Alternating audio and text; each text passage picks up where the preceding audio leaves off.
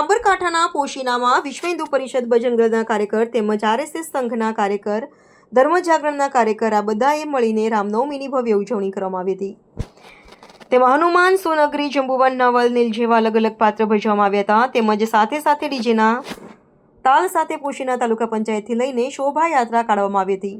Jayaprakash colony થઈને સરદાર ચોકમાં રામજી મંદિરે આરતી, પૂજા અર્ચના કરવામાં આવી હતી. ત્યાર પછી હોળી ચોક થઈને સતી ચોકમાં ભોલેનાથ યુવક મંડળના તમામ સભ્યોએ મળી અને શોભાયાત્રામાં જોડાયેલને ઠંડુ શરબત પીવા માટેનું આયોજન રાખ્યું હતું.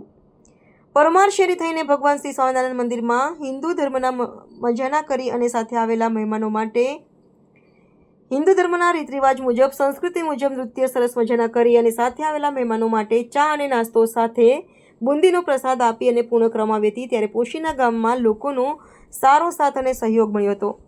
પોશીના ગામમાં શાંતિ બની રહે તેના માટે પોશીના પોલીસ સ્ટેશનના પીઆઈ સાહેબ શ્રી વાળા સાહેબે સરસ ચુસ્ત રીતે બંદોબસ્ત ગોઠવી દીધો હતો. મોટી સંખ્યામાં દરેક ગામના લોકોમાં ખુશીનો માહોલ છવાયો હતો. રિપોર્ટર અંકુશ પ્રજાપતિ, પોશીના. જય શ્રી રામ.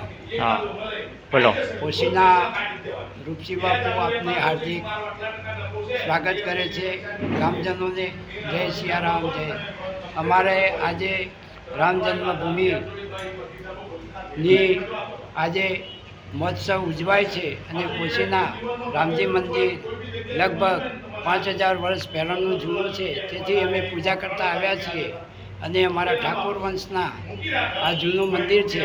અને આ ગામજનોનો સહયોગ અને વિશ્વ હિન્દુ પરિષદ અને બજરંગ દળના સહયોગથી તેઓએ બહુ સેવા કરી અને લાભ બહુ આપે એમને બહુ મહેનત કરી અને આ ઉજવણી કરવામાં આવી છે. વરઘોડા સાથે તેમનું હાર્દિક સ્વાગત કરવામાં આવશે અને તેઓ 12 વાગે આરતીની સમયે આરતી લેવા માટે પધારશે.